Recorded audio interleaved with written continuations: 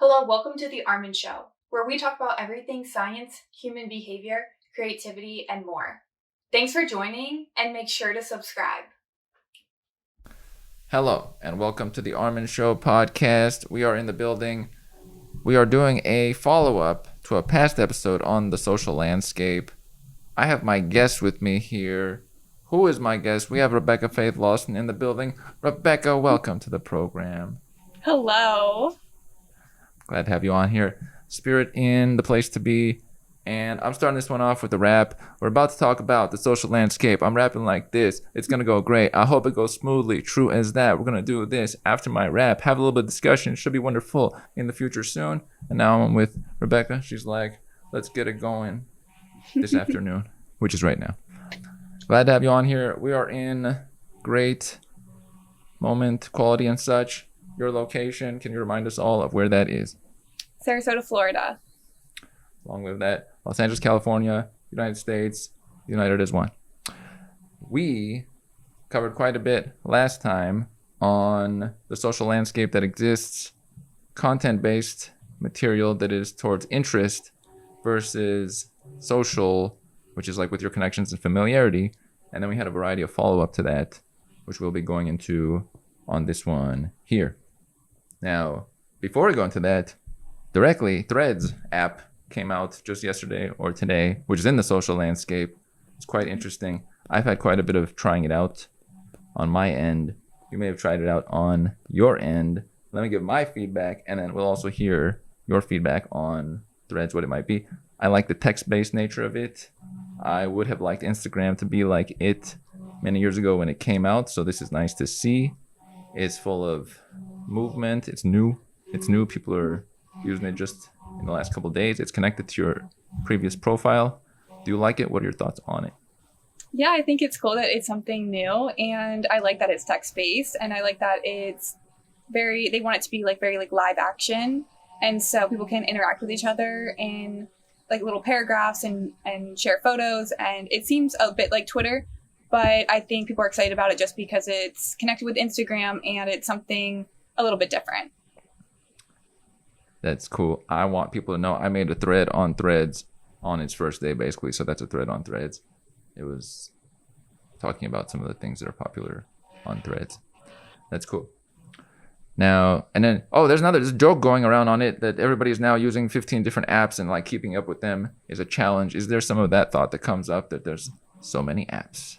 Yeah, I think it's pretty funny. Like it's, you have like all these different platforms and you're just trying to okay, did I check this? Or somebody will write to you and you'll get notified from a different app. And I mean, it is quite hilarious when you think about it. You're like checking 10 different apps and everything's beeping.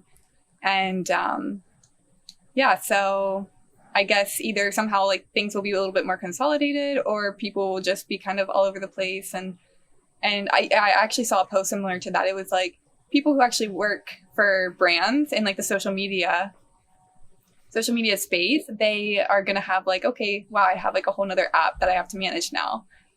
That's a good point. Now we have a message about 2023. Everything's beeping. This is the theme of our year. Everything's beeping. And the beeps sound differently. One's boop, beep, boop, bop, and then there's little sounds. Long live these notifications. Right. You're going to have notifications from everything, and it's going to be a whole musical tone. It's going to be a song. Somebody's going to start their next rap career from the beeps in the notifications that come out. Boop, boop, psh, boop, boop, boop, bam. And then they'll make a song. That's some good stuff.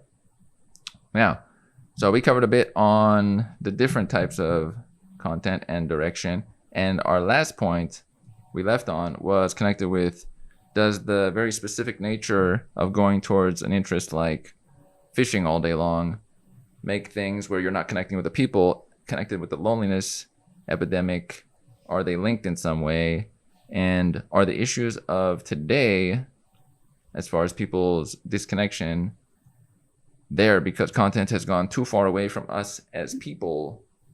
What do you think social media does with our loneliness? I think that some people resort to social media instead of maybe getting together and really having a conversation. So I think there is a base for how technology can make people more lonely. But at the same time, I think that social media kind of showcases people's loneliness. Say there was no social media, I think people would still be lonely to a degree. for different reasons. But I think sometimes people maybe are like, oh, it's because technology, people are lonely. Like it's almost like they're using technology as a scapegoat. And I think rather than blaming anything, people could possibly just think of solutions and find ways to interact with people more often in person, or just talk to people on the phone more often rather than sending them a text or writing to them on some sort of platform. Right. This is like the gateway concept where you would meet some crew hiking people on some meetup group, talk a bit, and now you know each other. And then rapidly you get to saying, let's go to this rock climbing location or this hiking spot. And now you take it from that grouping. Technology was useful. And now you're at the hiking spot. You're doing some movement. You can even post pictures later. That's back to technology. But you were with them in person. And that's the main thing. That was the point of that meetup group app thing. Mm-hmm. Totally. Yeah. You're actually like planning things. You connected with them after you met with somebody in person, and you are intentional with planning events or meetups, not just being like, hey, we'll always interact on this platform, but you're actually seeing these people and forming relationships. And you need a person that's like a doer, such that they would say, okay, we're going to do this. Okay, this. And then, so if people are starting to be like, well, I'm not sure about next Thursday. Okay, we're doing it next Thursday, such that it happens on a Thursday, versus it goes on for like 17 weeks and they never do the game night or whatever it might be as a group. And that's no good, because now it just remained you didn't transfer it. So it stayed on the technology end. It didn't transfer to the physical end. And that's like a loss, I would say. Right. Having people who are actually taking action and planning things and putting themselves out there to ask people to do things, whether that is accepted or denied. Mm-hmm. Got to be bold. Mm-hmm. Bold and directed in some way, or else that gap won't be bridged. And I think a lot of the internet is, the gap is not bridged, so it stays in a meetup group or a chat group or some idea, and that was it. And it never got out. And if you looked at it from afar, that's just sad. Yeah. I'm always thankful for people in my group chats who are like, yeah, let's do this. And then everybody jumps on. And sometimes I'm that person, but I always appreciate when other people are that person as well. Let's bring that on there for variety purposes. I'm in absolutely no group chats thanks to my distancing from that element. It has never been my item. What do you like about group chats? Are they fun? I really like group chats just because I like getting notifications if it's people I really genuinely like know to a degree and care about. And I feel like just seeing their text pop up in my phone and them communicating, it makes me feel like I am more connected and like part of what's happening. And seeing if anyone's planning anything, then it's like, oh, like I can think about, do I feel like joining in on this or not? And sometimes I will and sometimes I won't. But I like that there's always like these opportunities to take part in something in person through these group chats. And also, I think like I'll have ones that are for school as well. And I think that it kind of keeps you in the know. Like maybe there's something you're not thinking about, and some like another of your fellow classmates has that question or that thought, and it just kind of brings that awareness to you and like, oh, like maybe I should think about this assignment in a different way, or oh, this due date is this day. And it's a nice reminder. So it kind of keeps you informed in another way. It has a positive that's my mind. What would be one of the positives of it? You don't form a gap as much when there's a group chat, because it's almost continuous here and there, ongoing, versus if you're not in a group chat, there's more of a gap that can form with a grouping or some individuals. But then on the other hand, there is the effect of, if you don't want to always have it be continuous, group chat is not great, because it's like there's a continuous influx of stuff that maybe wasn't as appealing to you at that time. Oh yeah, I mean, I have different group chats that I allow to roll in, but then there's others I completely mute. And then I'm like, if I want to chime in, I can. And so you always have control over that. Like you can always choose whether you're going to receive notifications or not. One of the big content creators online, he talks about how when somebody says, but I'm getting this input, or I don't know if I should post this, you have control of it. When you make something at the end point, you decide to post or not, or do you decide to, most of the things we still have management. It's not like the apps are like battling their way into our. We manage these things. Totally. Yeah, you can manage it. We have control over these things. Now, the social landscape has changed. We have described that. It has changed quite a bit rapidly. Even like Threads just coming out a day ago. Maybe Facebook wanted to do this 5 years ago, but has to develop over time. And then they see where Twitter goes. And so every day is another step in the back and forth between the companies. There's a lot of apps. People are using them. How can the average individual make more aware themselves the apps they are using, how they are affecting them? How can they get that awareness? I think asking yourself, how am I using these different apps? Like why am I on Instagram? Why am I on Facebook? Why am I on Twitter? Or why am I on Threads? And identifying why you're on there will help you be more aware of how you're spending your time, or if you even need the app. And I think just asking yourself what you're doing and how you're using it just brings a lot of awareness, rather than just having all these apps and just clicking on them all the time and kind of mindlessly scrolling or mindlessly just interacting with it, but actually like, what am I doing? And that will help you be more aware of how you're using the app and how much time you're even spending on it. Challenge question here. I was thinking about this. Does someone have to, can you build awareness while still using all the apps? Or is the only way to build awareness to like stop using them for 2 weeks and then come back and see what you feel like? Are we too entrenched to get awareness while we're using them? Or do we have that ability? I think taking a break from things is always good, but I don't necessarily think you have to find balance. It's really just putting those thoughts there, like really asking like why, being on Instagram and like asking yourself, why am I using Instagram? Is it to connect with friends? Is it to upload things that are geared towards my interests so I can share with the audience? Or am I just a viewer? Do I like to just consume images and be inspired and for entertainment or for whatever purpose? But just knowing what your honest thoughts are about these different apps, I think helps you understand yourself better when it comes to why you're using something. You want to have then you go into it with that beforehand. Okay, this is what I'm using it for. This is what I like about it. Whether good or bad, this is the direction I prefer it for. And so then it's not happening to me. I'm using this tool. Right. Like just having these thoughts, even having this conversation right now, it makes me think about how I'm using Instagram or Facebook or other platforms. And just simply thinking about it brings that awareness. Because if you're not thinking about it, if you're never thinking about it, then you're probably just a little bit mindlessly clicking on it and scrolling through it or posting or whatever. So yeah, like we don't want to be mindless.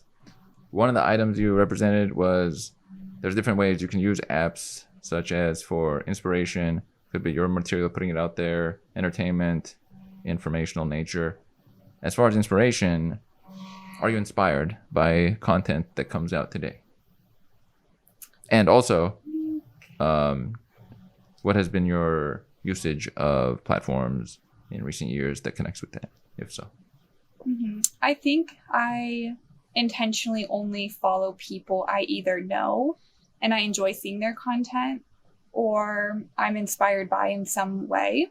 I'll follow a lot of different people who post different quotes or positivity or things, biblical messages, things related towards fitness and health and other things that I'm interested in.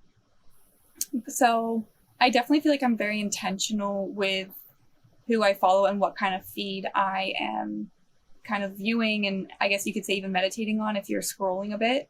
Knowing what you're actually putting into your mind is really important. But I know we also brought up MySpace from back in the day in our previous video.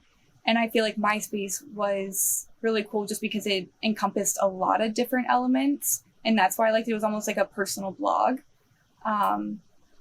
But yeah, I think now moving forward, we're like adding Thread. That's like the new app, right? So I like that it's text-based and it's a little bit more social connection there. that item of the, like, you go to somebody's home, that no longer is the case on most of the apps, because now the app is your feed, and their home is not really a place there. It's more the viewer's home of the interest that they like, and there's no John's home or Alice's home like there was before to bring you in, because people are like, oh, my time, and I have to see my things on my, as I customized it, whereas before, however you customized it is what I would take a look at and maybe get into more. Yeah. Right. And that's the cool thing. It's like, even though that Instagram is leaning more towards interest based now, you can make your platform anything you want it to be. You can make it kind of blog style, or you can make it very focused on what you're interested in, or very focused on social things. It's just the algorithm doesn't exactly play into, if you want to do something unique to you, sometimes the algorithm doesn't match that. And I think that can be a little bit discouraging for people. And so they're saying like, oh, like, well, depending on how the algorithm is, I'm gonna post kind of in parallel to that. And I think that's why it's leaning more towards interest-based, even more than probably people would even prefer. Right. The algorithm sets the direction, and then if you would like to get the same kind of engagement, you go with the algorithm, which is what is set from the top by Meta or Twitter, and then you're kind of a part of that process. Because if you don't, then your stuff doesn't get showcased, it doesn't get shared, Right. and it's much quieter. Yeah. And the fact that the reels are something that the algorithm encourages, I guess you could say. I like the idea, at least, that you can create your feed on Instagram. You could potentially create it all through reels. So like, if I want to post certain things that are that vary in what they are, I could make them as a mini video, and that would be showcased more than if I'm just uploading photos. So I think people are becoming more and more creative with how they express themselves on reels, and it's almost like that's what you have to do, but it also is possible. You can do that. So I think they did a great job with that, where they made it where you can post them and then put it to its separate section, so the people that had a curated profile can keep that curated, and then have this separate section for people who want more, and they don't really mix or have an issue with each other. That was a nice combo they did. you're saying that things are organized in a certain way? Yeah, like the reels can be in a separate section, and you can remove them from your main posting, so that your main posting is still clean, and now you have this separate element of you in a way. Right. Or also like uploading an image in front of the reel if you want to keep a certain aesthetic. So Right. You can maintain elements of both now, where you couldn't do that 5 years ago, because if you put up some clip 3 years ago, it's right there and maybe odd looking compared to the other material. Right. Yeah. There's more options now. That's a good point.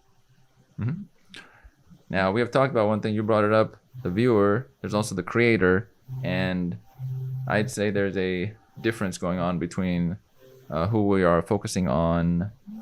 As far as my view is that the creator matters less today than 10 years ago, and the viewer matters much more, because the creator, if you're not making the thing that the viewers are pulling towards, you're out, kind of.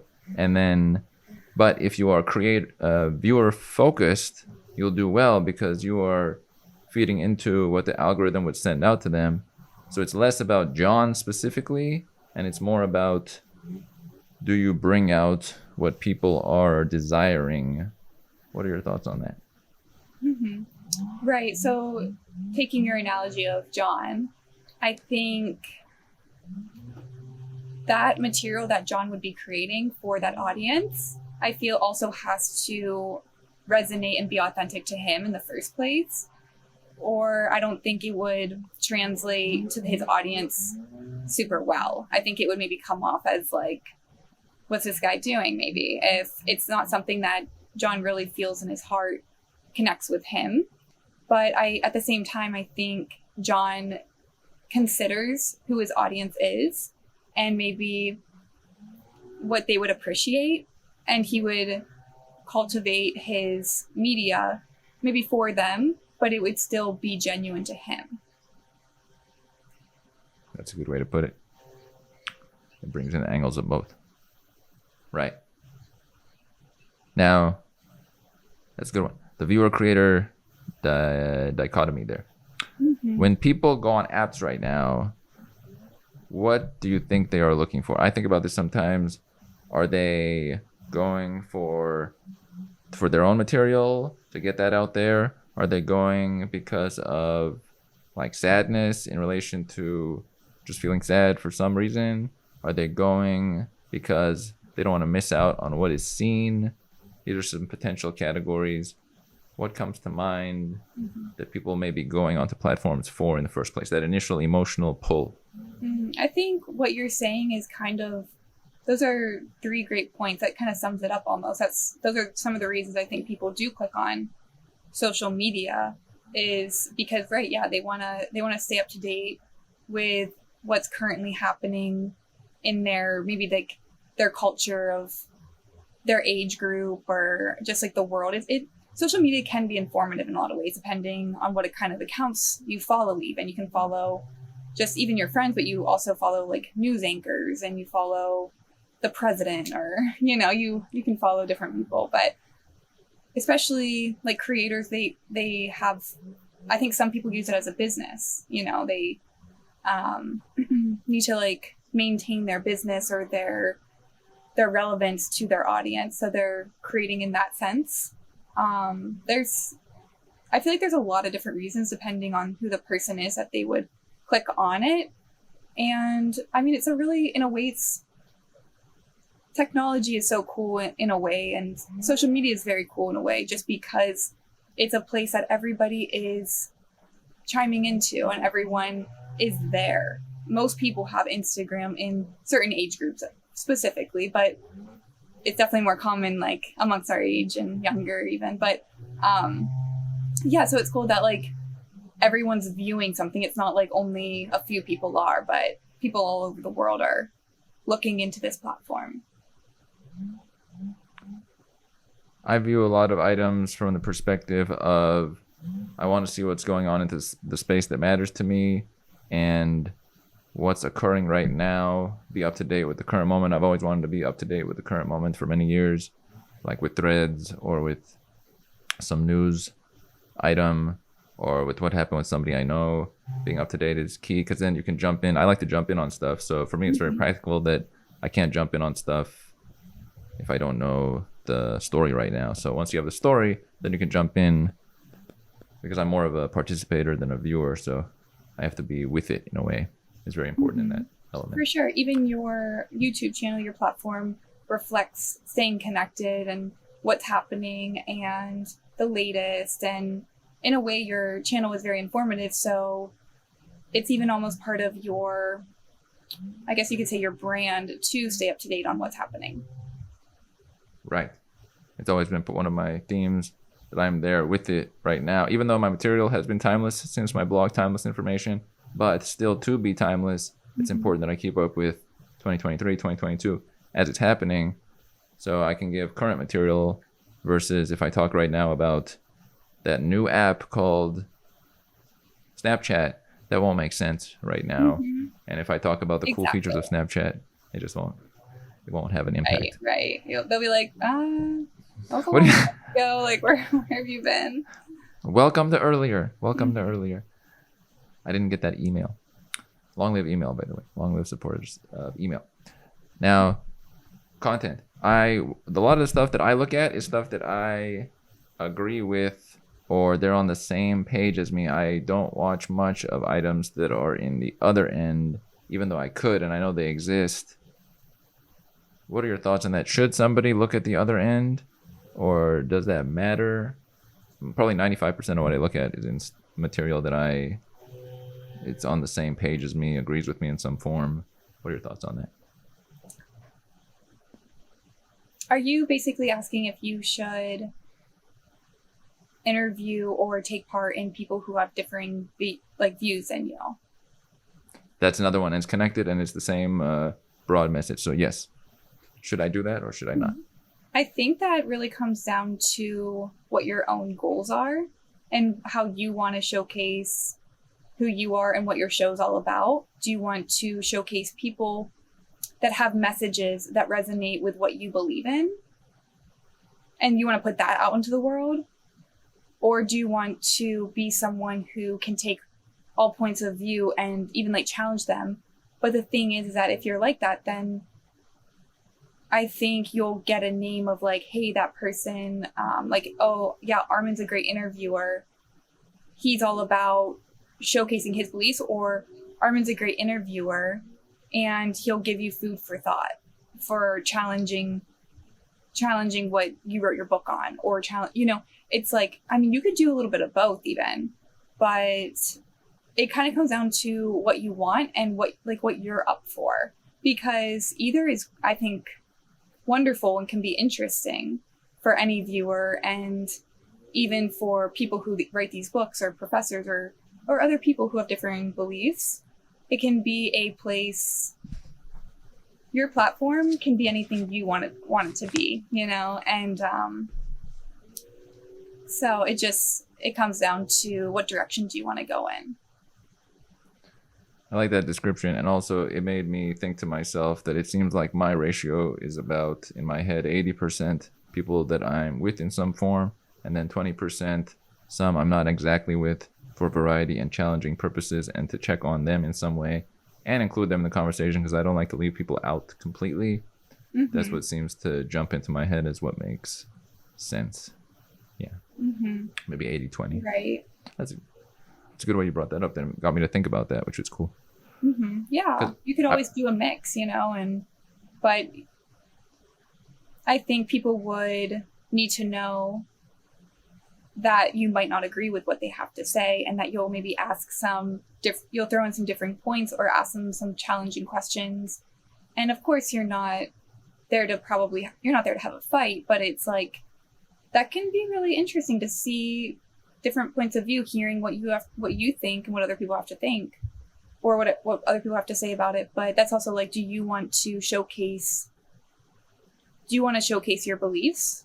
And I don't think there's anything wrong with that. I love watching certain reporters.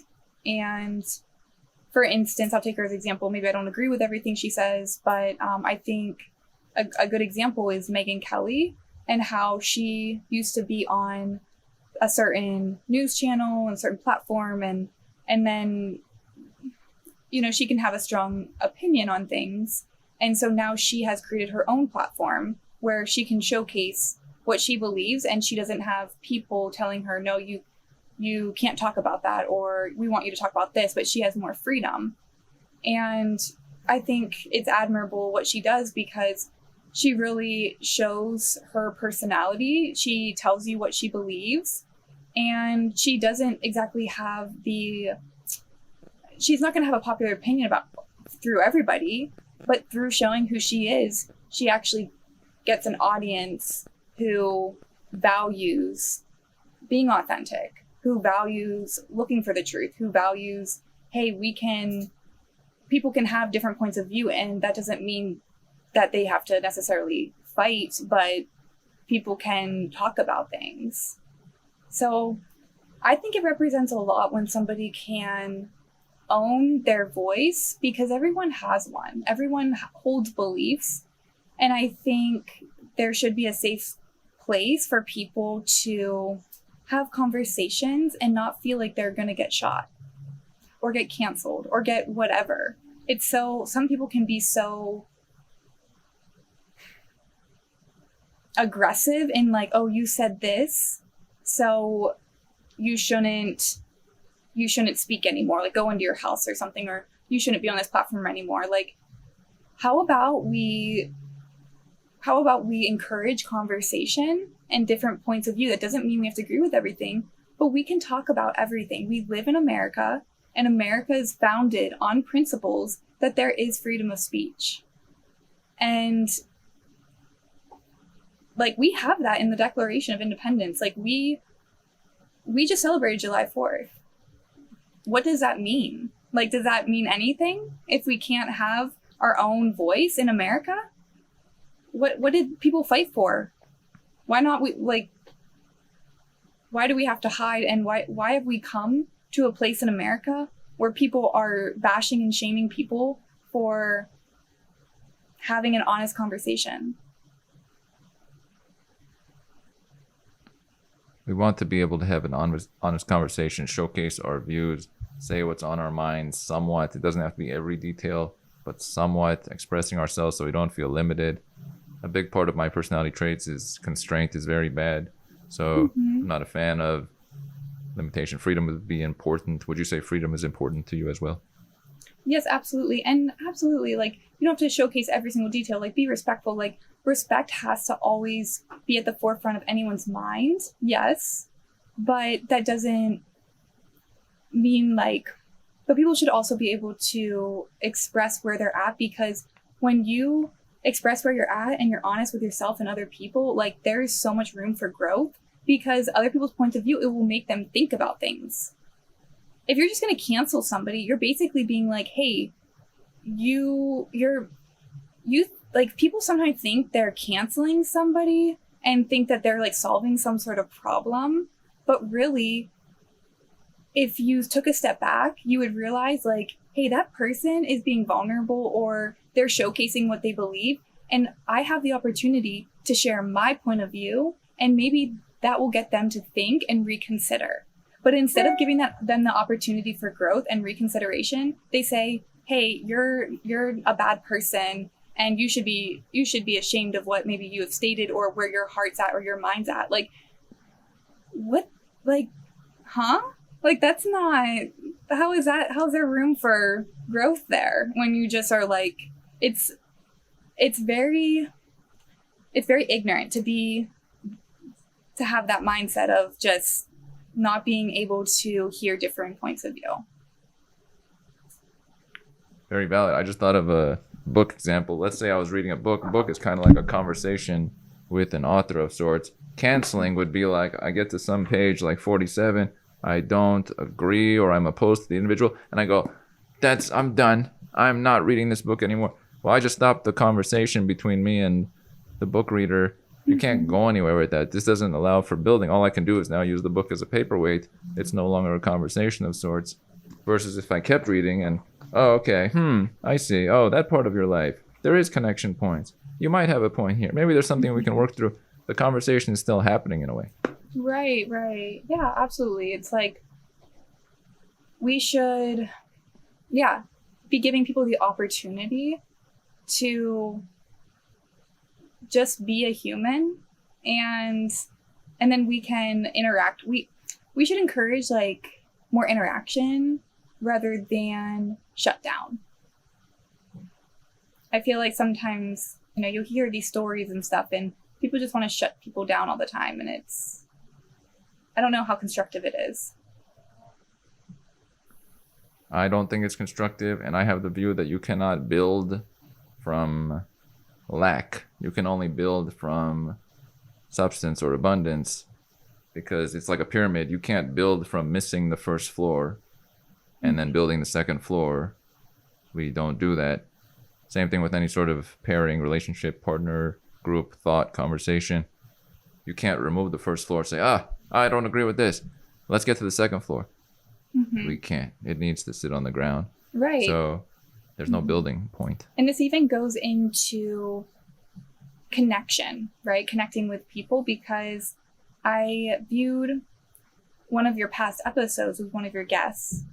I didn't forget what she said because I thought it was so true, and I've actually applied it in my life. And she said, some people will start a conversation with each other, maybe like two strangers, and they'll be talking back and forth, and maybe it's not really going anywhere that first 3 minutes. It doesn't feel like maybe you would want it to feel. But if you give it a little bit more time, you take that 3 minutes and you make it into like 5 or 6 minutes, eventually you actually find things to connect about and talk about. And it's just a matter of giving that opportunity to connect, instead of, the connection isn't here, and writing something off very, very quickly. And I just really appreciate that, because I'm like, wow, like how much of my life do I go about talking to people? And it's like, wow, if I just ask them a couple more questions or spend a little bit more time with them, maybe there's something that we can connect on and click on, and maybe there's this opportunity to be fueled, because through connection, like, we get energy. Like, I think people are fueled in a positive way by connecting with people. And so I think, yeah, that's something I always remembered. And I just felt like sharing that. That one right there speaks to me highly. Thanks for sharing that, because let's say you cut this discussion off at 2 minutes. You wouldn't have gotten to, who knows? You don't know, because you cut it off at 2 minutes. But if you let it build a little bit, let it get a little bit of breathing room, space to grow, maybe the other person, some people would like a pause once in a while. If somebody doesn't pause, they would never jump in. But if there's a pause, suddenly they'll, oh, and by the way, and they'll jump in at that part. So different people have different points where they might bring up something or jump in with something. And if you don't get to those points, that's it. There's no building form. But if you get those points, oh, then this, oh, then that. Oh, you actually went there. One time you went kayaking. I went kayaking. Oh, but wait a minute. But you also, you can't get to that if it's like, well, it's just one of those people. Click. It's stuck. It stops there. Right. Yeah, exactly. So the same thing happens when it comes to people with different views as you. It's like, oh, maybe you hear something that's different than what you believe, and you instantly want to maybe like have that person canceled or whatnot. It's like, oh, they're different than me. But hey, there's more there. There's things that you can connect on, but also you can share your views and offer that person the opportunity to hear what you think and why you think what you think, because maybe you have valid reasons for what you believe. And I think it's a nice exchange when people can just interact without so much judgment. Judgment is a real limiter. It's a stoppage point, because when judgment shows up, that's it. Okay, this person has, I don't know, this kind of vehicle. That's it. Cutoff point. It seems a little bit narrow in some ways, because there might be more to said individual, but that one item, judgment, boom. These items really close up the book, like my analogy there. Right. And I mean, sorry. Here, keep going. No, once the book is closed, it tends to be closed. Yeah, exactly. And I think people make judgments all the time. I don't necessarily think judgments are like bad, but at the same time, when your judgments are too quick and too assuming without seeing the whole story or giving the opportunity to, hey, maybe I can connect with this person, then your judgments aren't serving you well. True on that. Then they're a limiting force. You want to do things such that they're not a limiting force, but an expansive force of some form. So one that I've realized in life, that's a way to know if it's in the good trajectory or not good. If it's a limiting force, somewhere in there, you have a narrow view, or you're being harsh for no reason, and it is closing up options in life, and that's no good. We want optionality in some form. Mm-hmm. Yeah. Exactly. Very informative.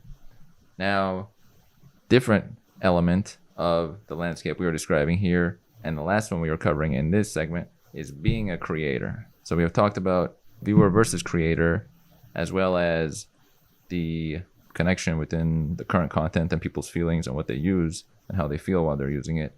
Now, being a creator is only specific to some, because not too many people are in the creator end, but everybody is sort of in some ways, even with their maybe social postings or some form of creator in today's space. So in 2023, a lot of creators, when they're making material or would make material, you don't see it because it never ends up going up, because before it went up, they got into their own head and didn't get into making or putting out the material. I think this is happening way more than the material we actually see. I think we see 20% of the material, and maybe 80% of it never happened because nobody made that article or video or picture, because thought processes in the mind. What could be some ways people are getting into their own head and not showcasing themselves as they might like to? I think showcasing yourself definitely requires a level of vulnerability. And I think that could be part of it, or maybe perfectionism. People might create certain content but don't feel it's showcasing their very best self. So they decide not to post it maybe, or I feel like there could be like a multitude of reasons. Maybe people create content with the idea of posting it, but then are like, maybe this is just better for my own eyes, just because maybe they think it's too personal and they just want it to be just for themselves. But what do you think? Do you think people should just create different content that they think that they resonate with and just post it, whether it's in their eyes perfect or not? I've always leaned in that direction. So I have high experience in that category. I can't say it's award winning, but I have high experience in the category. It is good in some ways because it definitely has a great inspirational quality, because it frees everybody else up to do more, because they're like, wait a minute, if that is being posted here, I can do this. So in a funny way, it's inspirational because they're like, wait a minute, that person's posting that? Well, clearly my thing is even more good, informed than that, and they'll end up posting. So in a funny way, it's inspirational to others.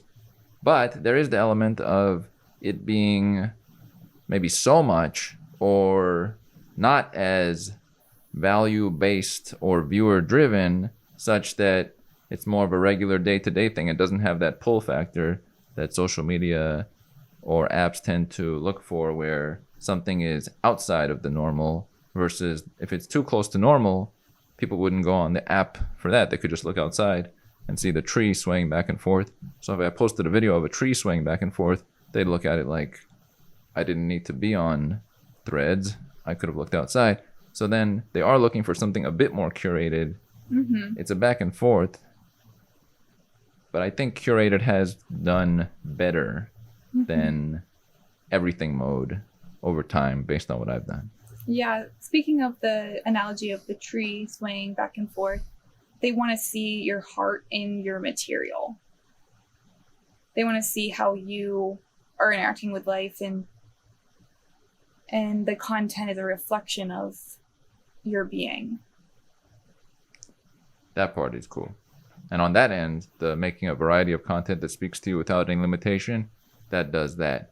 But I would say if someone was making a large amount of material out there, it would help them to connect it more with people. Think of specific people. What would they want to see? Okay, what are people responding to? Okay, a little bit more of the viewer-oriented view would help if you are just a content creator that puts out material, because then it will look less like a hose that's just pouring out a bunch of water, and more like a art museum where I put a few pieces up here for you to look at. Slightly different. One other thought that comes into my mind too is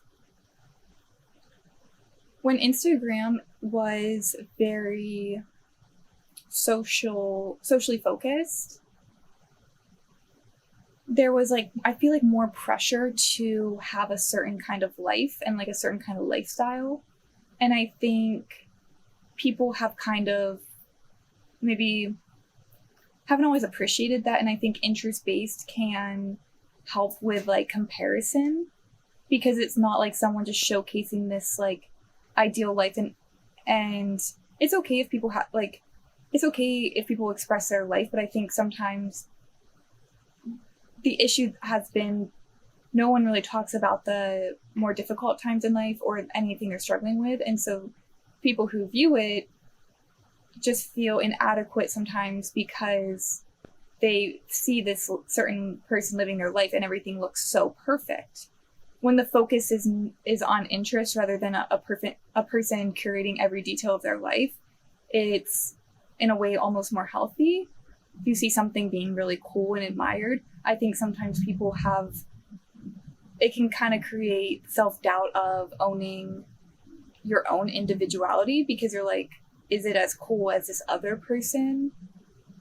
And even though it probably is in its own unique, awesome way, sometimes like your unique, awesome way can get canceled out by comparison or feeling like a sense of like, oh, I'll be judged or something.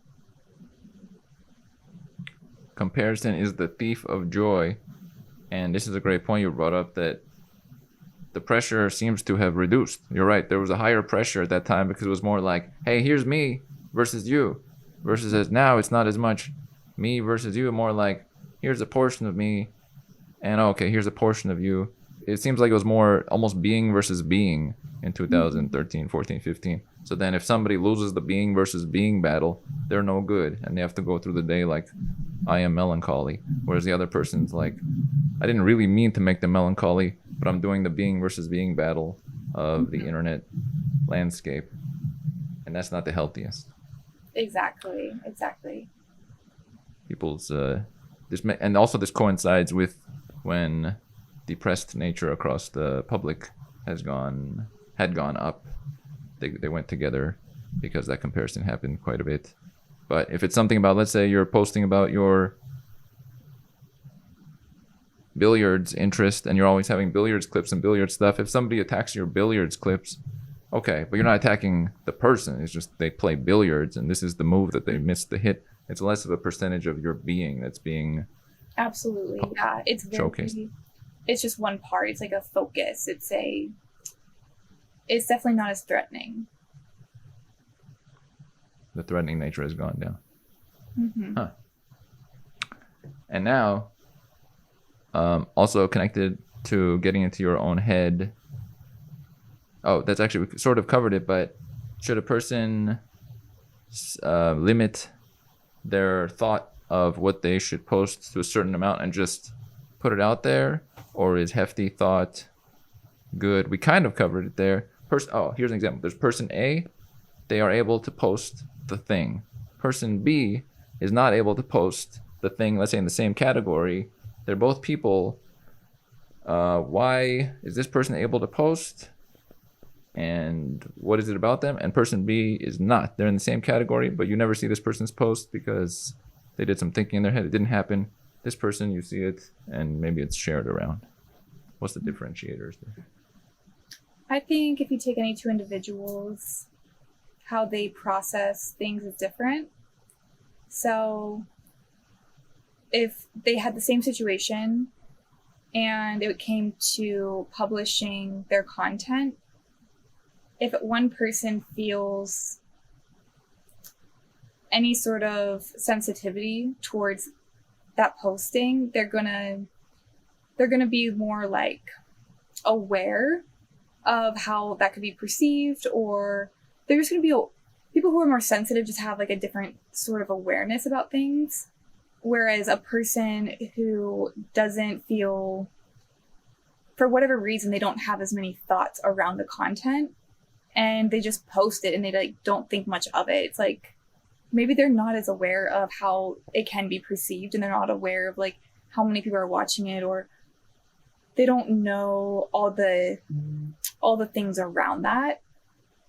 And so they're more free in that sense. But it also, there could be other factors. It could become a thing about, does that person feel very confident in the information or the content they're producing and showcasing to the world?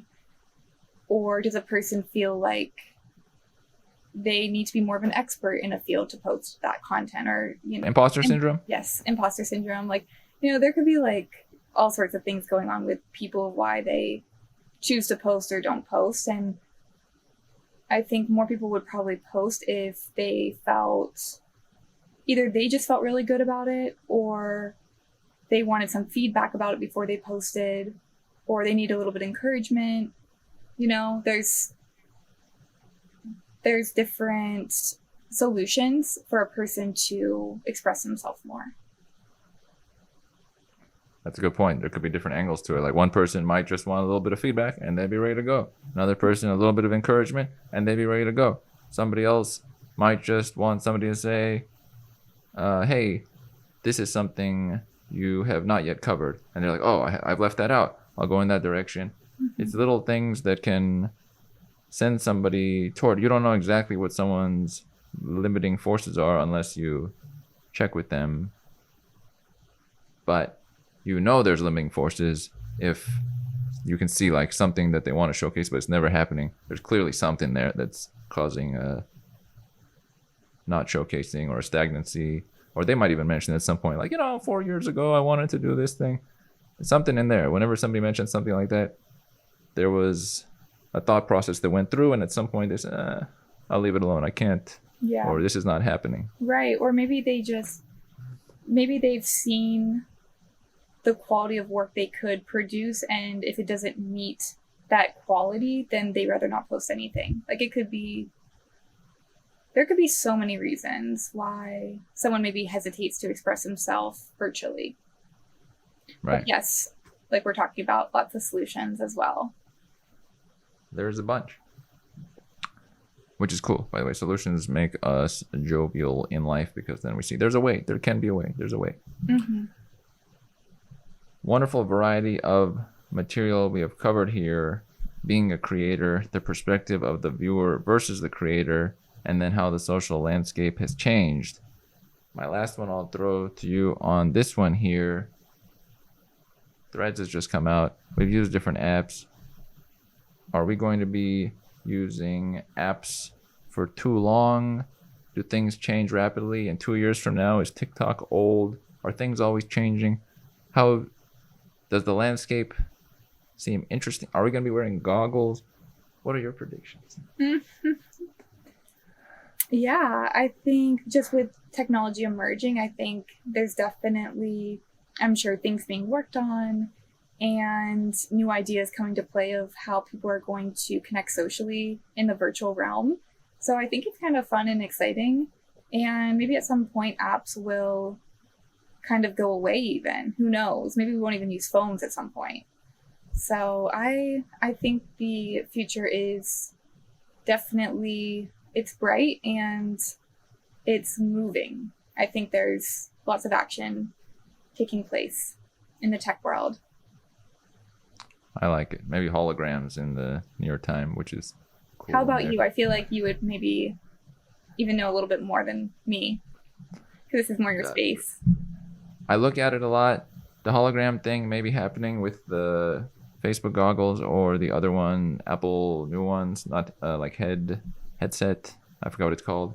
But then we would be viewing. So you wouldn't be on your phone, and you would just be in it and looking at people and talking to them in your room in a augmented reality form. That's in the shorter term. And then in the longer term, Neuralink, and then we are actually mentally connected directly. I think a few steps later. But each time there's a new thing, I like the fact that the new thing makes 5 years ago look funny every time. So even though 5 years ago was cool at some point, then suddenly it's like, oh, that was funny. Yeah. So that's cool. The idea actually just came to mind when you're talking about like the Google or like the headsets, virtual headsets and stuff. And I don't know if maybe this even exists already, but it's something where it's almost like, what if we were like sim characters in the virtual world, and it was like a social media platform, and we created our own sims, and then we could like virtually walk to people's houses and knock on their door and interact with them, and you'd have a conversation. It'd be virtual still, but it was like you could express things. Your little emoji, I mean, not your emoji, your little sim character almost could like give people hugs and give people high fives, and it would be like pretty interactive, but like you'd be like standing in your room and you could either think it, like it would either, I think it'd be cool if you could just think the thought and not actually have to do it. So you could be like sitting somewhere and you wouldn't have to like move or anything. You could just think it, and then you would then like it would automatically text, or it would automatically do the action. And I mean, that would be really, it'd be kind of crazy, but it'd be kind of cool. So